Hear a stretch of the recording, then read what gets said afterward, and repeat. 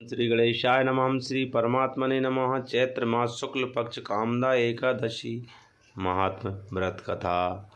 श्री हरि विष्णुदेवाय नमः। ओम नमो भगवते वासुदेवाय नमः। युधिष्ठिर ने पूछा, वासुदेव भगवान आपको नमस्कार है, बार बार नमस्कार है। अब मेरे सामने है, बताइए कि चैत्र शुक्ल पक्ष में किस नाम की एकादशी होती है।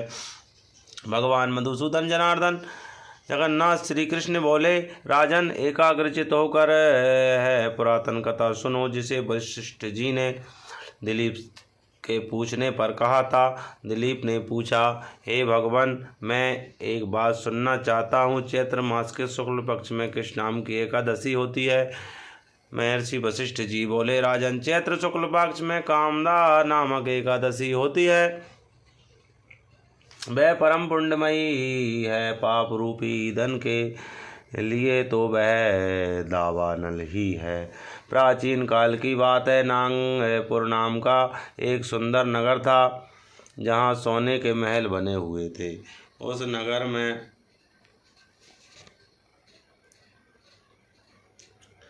पुंडरीक आदि महाभयंकर नाग निवास करते थे। पुंडरीक नाम का नाग उन दिनों वहाँ राज्य करता था। गंधर्व, किन्नर और अप्सराएं भी उस नगरी का सेवन करती थी।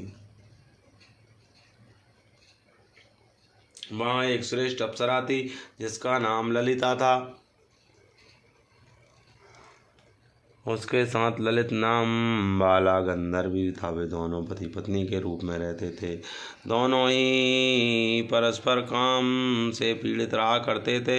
ललिता के हृदय में सदा पति का ही मूर्ति बसी रहती थी, और ललित के हृदय में सुंदरी ललिता का नित्य निवास था। एक दिन की बात है। नागराज पुंडरीक राज्यसभा में बैठकर मनोरंजन कर रहे थे। उस समय ललित का गान हो रहा था, किंतु उसके साथ उसकी प्यारी ललिता नहीं थी। गाते गाते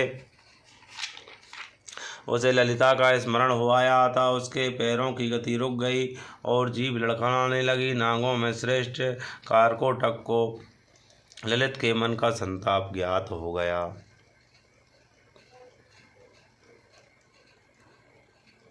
अतः उसने राजा पुंडरीक को उसके पैरों की गति रुकने एवं गान की त्रुटि होने की बात बता दी।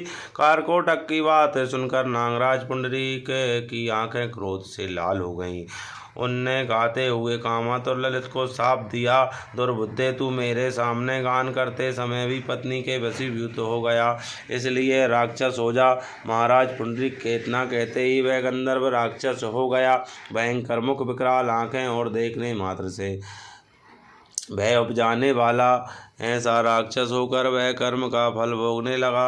ललिता अपने पति की विकराल आकृति देख मन ही मन बहुत चिंतित हुई।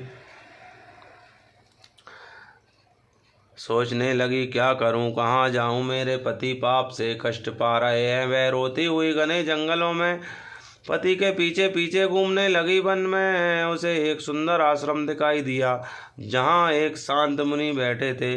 उनका किसी भी प्राणी के साथ बैर विरोध नहीं था। ललिता शीघ्रता के साथ वहाँ गई और मुनि को प्रणाम करके उनके सामने खड़ी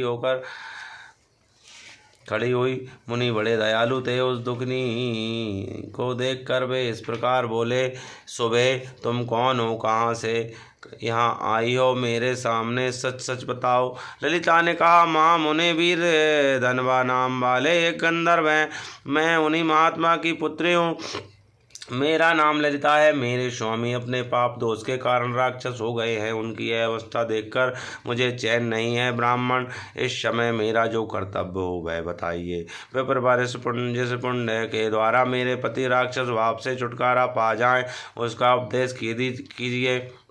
ऋषि बोले, भद्रे, इस समय चैत्र मास के शुक्ल पक्ष की कामदा एकादशी तिथि है, जो सब पापों को हरने वाली और उत्तम है। तुम उसी का विधि पूर्वक व्रत करो और इस व्रत का जो पुण्य हो उसे अपने स्वामी को दे डालो।